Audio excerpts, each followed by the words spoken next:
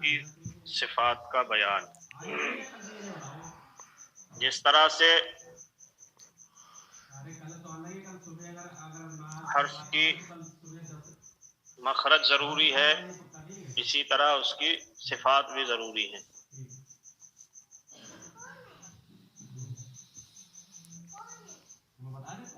اس طرح تجوید اہمیت کی حامل ہے، اس طرح سے صفات بھی۔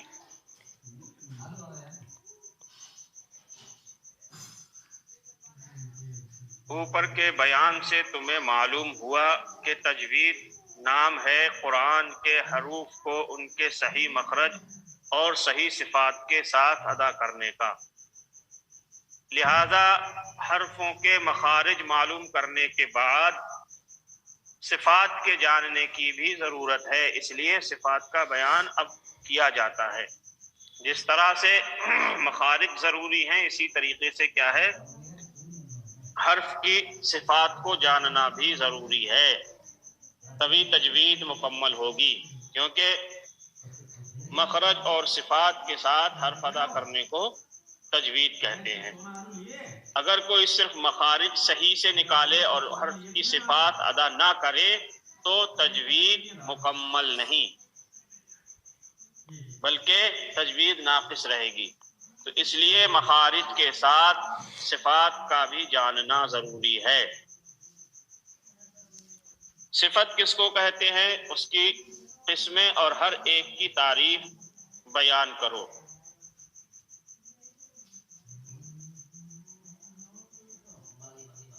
حرف اپنے مخرج سے جس انداز اور کیفیت کو لے کر ادا ہوتا ہے، اس انداز اور کیفیت کو صفت کہتے ہیں۔ اس کو کیا کہتے ہیں، صفت کہتے ہیں۔ اس کی دو قسمیں ہیں، ایک بطریق لزوم کے ہر حال میں پائی جائے، یعنی ایک صفت وہ ہے جو حرف کے لیے لازم ہے، جو ہر حال میں پائی جاتی ہے، جیسے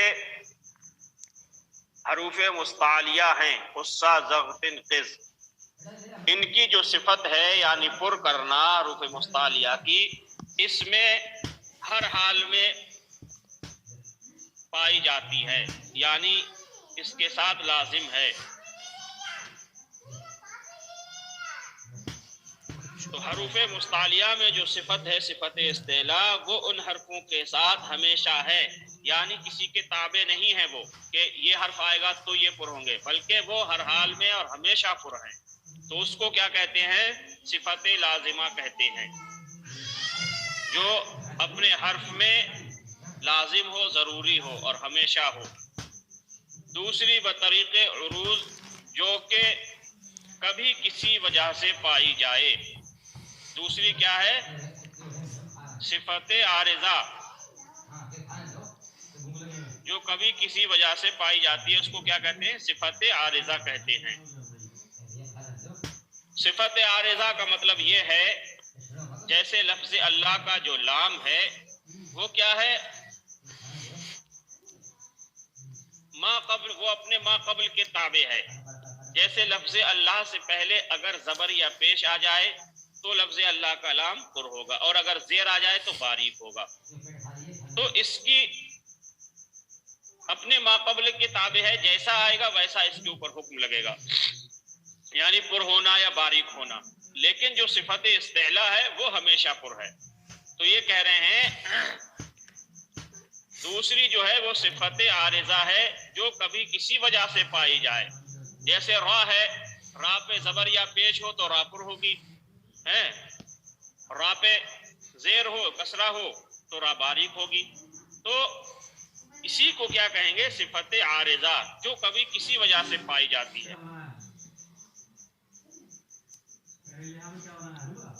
واو ہے، واو سے پہلے، واو ساکن اور اس سے پہلے جو ہے حروف مستعلیہ اگر پایا جائے تو واو بھی پر ہوگا، جیسے قاف واو شقو یا قاف قا، یہ حرف مد ہے، یہ پر ہوگا۔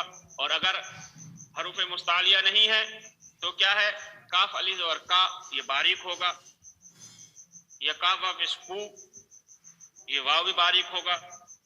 تو یہ جو حرف ہیں یہ کبھی کسی وجہ سے کبھی پر ہوتے ہیں کبھی باریک ہوتے ہیں.